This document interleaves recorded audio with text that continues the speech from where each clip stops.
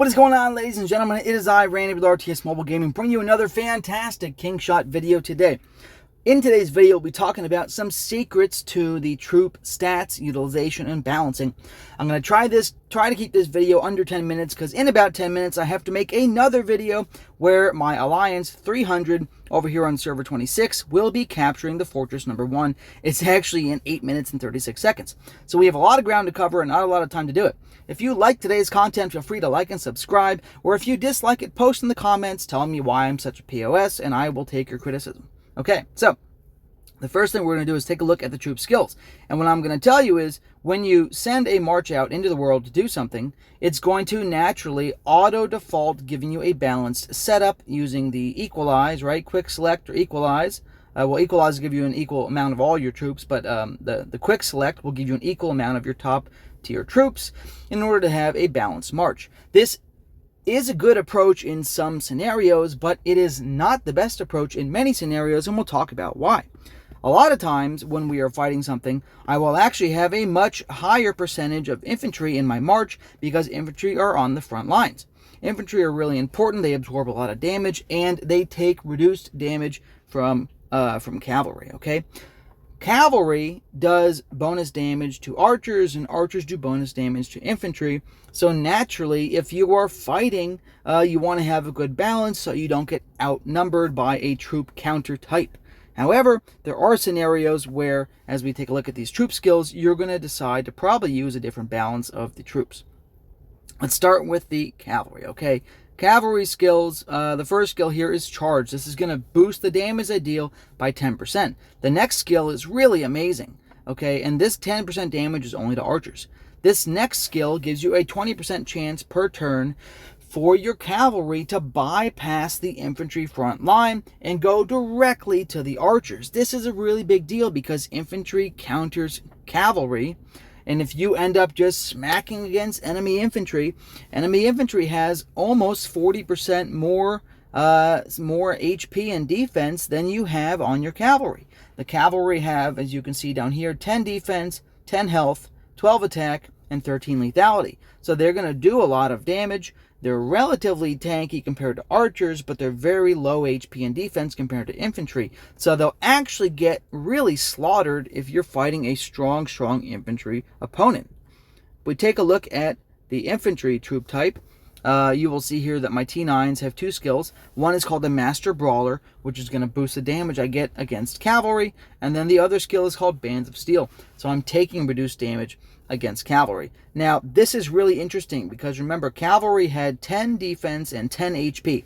Infantry has 14 HP and 12 defense. So they, by default, have 20% higher defense and 40% higher health than their cavalry counterparts at tier 9.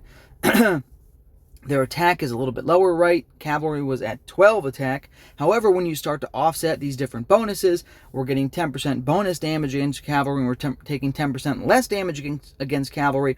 Infantry is a really hard counter for cavalry. So in a lot of scenarios, if you're fighting opponents like me who stack a little bit more infantry because they know the front line is going to take damage first, except when cavalry can bypass the front line, it's not a great idea to run a ton of cavalry against people like me who do that, because the infantry, in addition to having way more defensive stats, their damage almost rises up to the level of the cavalry damage, and they take, like I said, they're just way tankier. With their bonuses, they're more than 50% tankier against cavalry, okay? So it's really incredible. And the final third troop type we'll talk about, of course, is the ranged units, the archers, okay? The archers are really interesting as well. These are the high damage units. First, they have a 10% bonus damage against infantry, like we talked about before. But one of my favorite skills in the game, which I really love, and this is massively effective against all enemy units, is going to be the volley. Volley is incredibly exciting because it has a chance to double their damage. It has a 10% chance to double their damage, essentially giving them an average of over 10 turns, a 10% damage increase, okay? So, since it is a low percent, it's not game-breaking, but I will tell you that having this double damage is really nice. And when you look at the stats that they have even higher attack and lethality than cavalry, right? Cavalry was at 12 attack, 13 lethality. Archers are at 13 attack, 14 lethality. So they already have 7-8% higher damage output to begin with. Then they have this additional 10% damage bonus where they can do essentially a double strike once every 10 turns on average, right? So that's really incredible. But if you'll note, their defense in HP is 10% less than cavalry, okay? So when you're looking at overall sustainability of a march, you want to have a thick infantry line because they're going to take damage first almost all the time, except in the 20% of the time when the enemy cavalry can bypass and hit your archers. But your archers are going to do the most damage every time, so as long as you can keep them alive, it's a good idea to stack more archers. Therefore, I'm going to suggest making the following changes. Okay, this is the troop secrets for this video. The following changes to my march.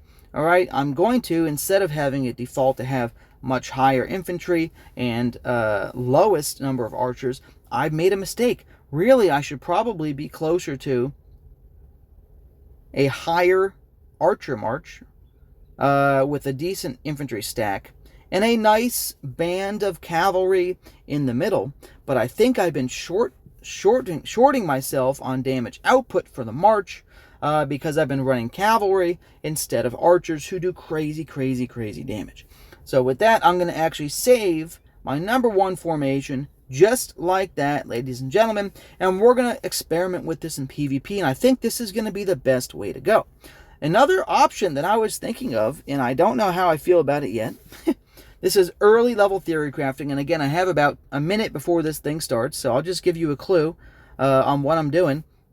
But I am testing and messing around with doing a single stack of troops, whether it's a single stack of cavalry or whatever I decide to use. Like in this, I did 50,000 cavalry.